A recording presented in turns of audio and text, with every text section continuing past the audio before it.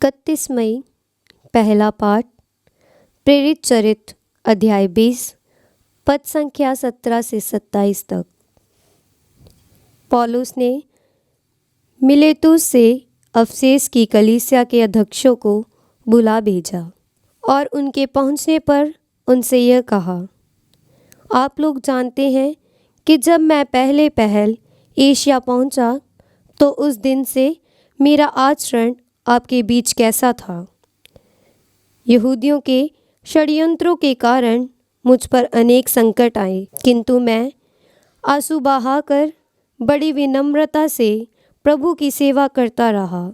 जो बातें आप लोगों के लिए हितकर थी उन्हें बताने में मैंने कभी संकोच नहीं किया, बल्कि मैं सबके सामने और घर घर जाकर उनके संबंध में शिक्षा देता रहा। मैं यहूदियों तथा यूनानियों दोनों से अनुरोध करता रहा कि वह ईश्वर की ओर अभिमुख हो जाएं और हमारे प्रभु ईसा में विश्वास करें। अब मैं आत्मा की प्रेरणा से विवश होकर यरूशलेम जा रहा हूँ। वहाँ मुझ पर क्या बीतेगी मैं यह नहीं जानता, किंतु पवित्र आत्मा नगर नगर में मुझे विश्वास दिलाता है कि वहाँ बेड़ियाँ और कष्ट मेरी प्रतीक्षा कर रहे हैं, किंतु मेरी दृष्टि में मेरे जीवन का कोई मूल्य नहीं। मैं तो केवल अपनी दौड़ समाप्त करना और ईश्वर की कृपा का सुसमाचार सुनाने का वह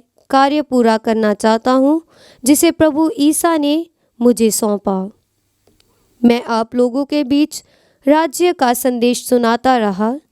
अब मैं जानता हूँ कि आप लोगों में कोई भी मुझे फिर कभी नहीं देख पाएगा, इसलिए मैं आज आप लोगों को विश्वास दिलाता हूँ कि मैं किसी के दुर्भाग्य का उत्तरदायी नहीं हूँ, क्योंकि मैंने आप लोगों के लिए ईश्वर का विधान पूर्ण रूप से स्पष्ट करने में कुछ भी उठा नहीं देखा।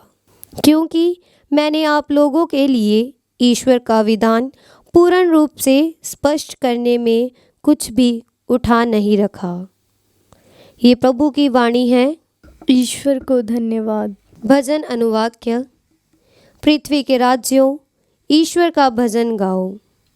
पृथ्वी के राज्यों ईश्वर का भजन गाओ। ईश्वर, तूने प्रचुर जल बरसाकर अपनी थकी हुई प्रजा को नव जीवन प्रदान किया। तेरी प्रजा वहाँ बस गई और तूने वहाँ दयापूर्वक दरिद्रों का भरण पोषण किया। अनुवाक्य। पृथ्वी के राज्यों ईश्वर का भजन गाओ। हम प्रतिदिन प्रभु को धन्यवाद दिया करें। ईश्वर हमें संभालता और विजय दिलाता है। ईश्वर हमारा उद्धार करता है।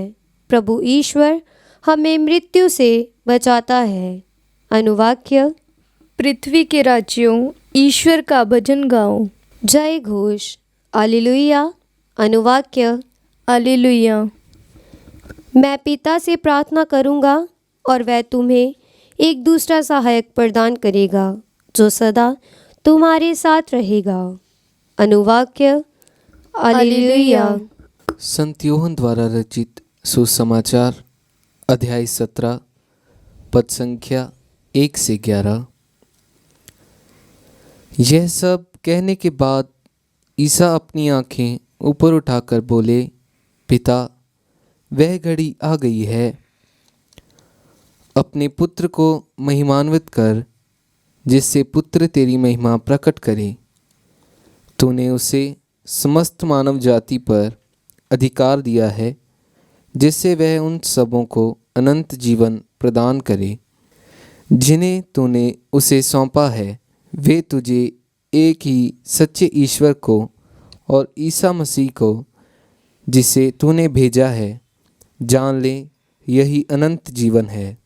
जो कार्य तूने मुझे करने को दिया था वह मैंने पूरा किया है। इस तरह मैंने पृथ्वी पर तेरी महिमा प्रकट की है। पिता, संसार की सृष्टि से पहले मुझे तेरे यहाँ जो महिमा प्राप्त थी, अब उससे मुझे विभूषित कर।